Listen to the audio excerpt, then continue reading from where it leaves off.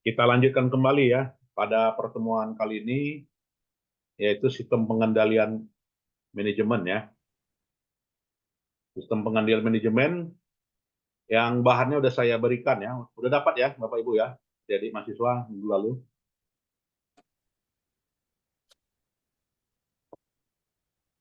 Udah dapat ya.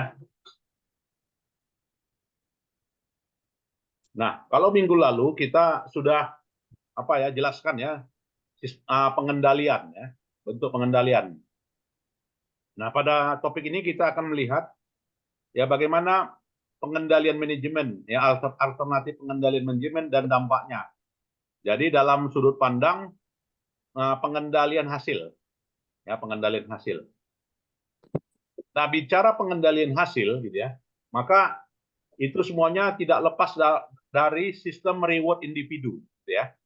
Sistem reward individu yang mengeneralisir ya, yang mengeneralisir hasil berdasarkan pada perolehan, yaitu perolehan baik atau buruk gitu ya.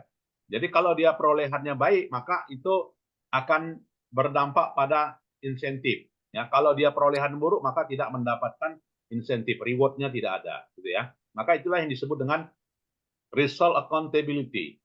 Ya, dalam buku itu kan, result accountability. Jadi pengaruh tindakan disebutkan ya karena apa ya? Disebabkan karena pegawai ya karyawan itu memiliki konsekuensi atas tindakan mereka. Nah, jadi memang semua yang namanya pegawai itu pasti punya punya konsekuensi yang dilakukan oleh mereka. Jadi seorang pegawai itu bisa mendapatkan tindakan not constraint. Ya, artinya seorang pegawai gitu ya, itu tidak punya kendala dan ini berbanding terbalik ya, di mana seorang pegawai di situ memiliki kekuasaan ya, di mana kekuasaannya memiliki tindakan yang dapat dipercayai yang bisa menghasilkan gitu ya. Dan didefinisikan juga ya bahwasanya dimensi kinerja ya. Kita mendefinisikan dimensi kinerja berdasarkan pada apa yang didapat gitu kan. Apa yang didapat itulah kinerja kan gitu. Kalau kita menjual 2, maka itulah kinerja kita. Karena kita sudah berhasil melakukan penjualan sebanyak 2 unit misalnya. Ya, jadi definisi kinerja itu berdasarkan pada what you get. Ya, what you get enhance, kebalikannya. Ya kan? Kebalikannya. Jika tidak jika tidak sesuai dengan tujuan perusahaan, if not congruent ya with the organizational objective, maka diperlukanlah tindakan kan, pengendalian ya, pengendalian yang secara aktual mencakup pada tindakan karyawan ya. Jadi dapat diukur secara ukuran objektif. Ukuran objektifnya dinyatakan dengan ukuran uang ya, finansial. Dan ukuran uangnya juga didasarkan pada kondisi pasar ya, yaitu berdasarkan pada saham ya. Jadi terproksi pada harga saham. Perusahaan yang punya reputasi bagus, sahamnya juga bagus gitu kan. Ya artinya itulah measuring performanya. Begitu juga kalau dari sudut pandang akuntansi gitu ya.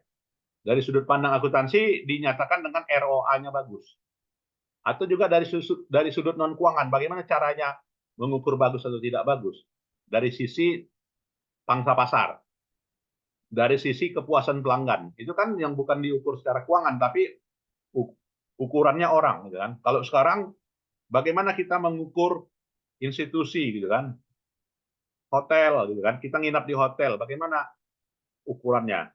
Ukurannya kita bisa isi ratingnya di Google, kan? Jadi subjektivitasnya berdasarkan pada karakteristik manajerial. Nah, inilah dia yang merupakan ukuran kinerja, Bapak Ibu ya, adik-adik mahasiswa. Maka untuk kunci pengendalian di situ elemennya meliputi pertama adalah agar dapat dicapai oleh target, maka motivasi kan, dampak motivasi sangat besar Selain itu juga insentif ya. Insentif itu bukan hanya uang aja gitu kan, bukan hanya bonus saja, non moneter juga bisa kan gitu. Kalau misalkan ukurannya adalah poin gitu kan, atau juga ukurannya liburan gitu kan. Kalau berhasil jual 10 unit, liburannya ke Jepang, ya kan? Kalau berhasil cuma 2 unit ke Kuala Lumpur. Nah, itu adalah ukuran non moneter. Dan itu bentuk-bentuk bentuk reward ya, reward atau juga punishment. Dan kondisi ini secara efektif akan menghasilkan pengendaliannya.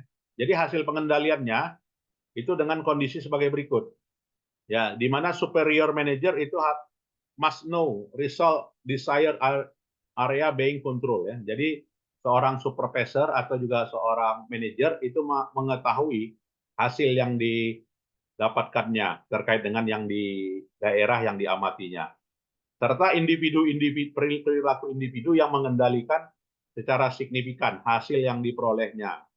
Dan juga superior atau juga manajer itu dapat mengukur hasilnya secara efektif. Nah, mungkin ada pertanyaan adik-adik, silakan.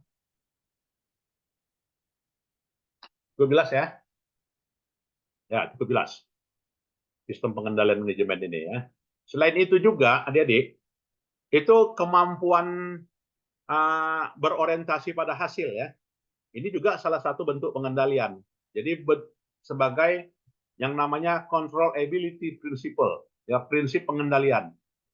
Nah, prinsip pengendalian itu apabila seorang ya yang memiliki perilaku dan dikendalikan serta berdampak terhadap hasil yang diperolehnya atau juga material yang diperolehnya atas yang dikendalikannya.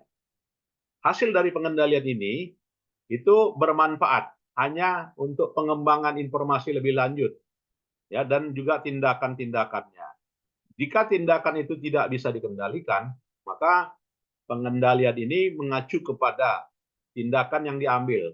Apakah itu dianggap sebagai good action atau juga bad action. Nah, kalau itu dia bad action, maka tidak akan menghasilkan hasil yang tidak baik, lalu baik. Kalau dia bad action itu sebaliknya ya kan akan dihasilkan dari tindakan yang tidak baik. Nah, untuk mengukur kemampuan mengukur hasil secara efek itu ditentukan oleh dimensinya ya. Pertama kesesuaian, kongruen. Yang kedua controllability. Yang ketiga precision. Ya kan? Yang keempat objectivity. Yang kelima timeliness. Yang kemudian understandability. Dan yang ketujuh adalah cost efficiency. Nah, jadi ini adalah ukuran-ukuran indikator keefisienan. Nah, nantinya kalau ada yang mau menulis tesis ya, boleh ya, boleh ambil dimensi ini kalau kita mau mengukur result effectively. Nah, jadi result effectively berdasarkan pada 7 ini ya. Dan itu sudah saya share ya di PowerPoint, adik-adik mahasiswa. Congruent, controllability, precision, objectivity, timeliness, understandability, cost efficiency. Ya. Dan inilah kita lihat ya bagaimana pro ya dan juga ya pro dan juga tidak pro atas hasil pengendalian ya. Jadi di sini pro-nya perilaku itu dapat dipengaruhi ya oleh otonomi ya. Jadi semakin besar otonomi maka makin besar tindakan pegawai ya. Makin besar komitmen dan juga motivasi maka semakin bagus ya. Atau juga resiko gitu ya. Risiko motivasi, kemudian risiko komunikasi antara entitas juga sangat menentukan bentuk-bentuk pengendaliannya.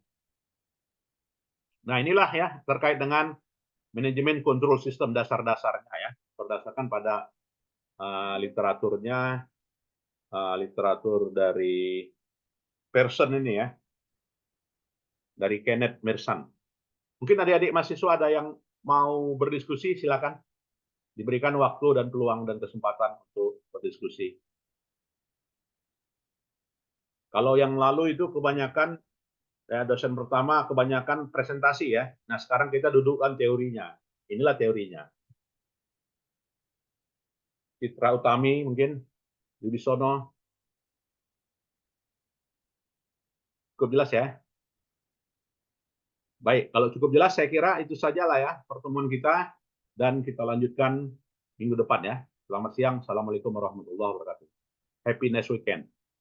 Waalaikumsalam. Salam warahmatullahi wabarakatuh. Terima Selamat kasih, Pak. siang, Pak. Thank you, Pak. Terima kasih. Penjelasannya. Boleh meninggalkan ruangan.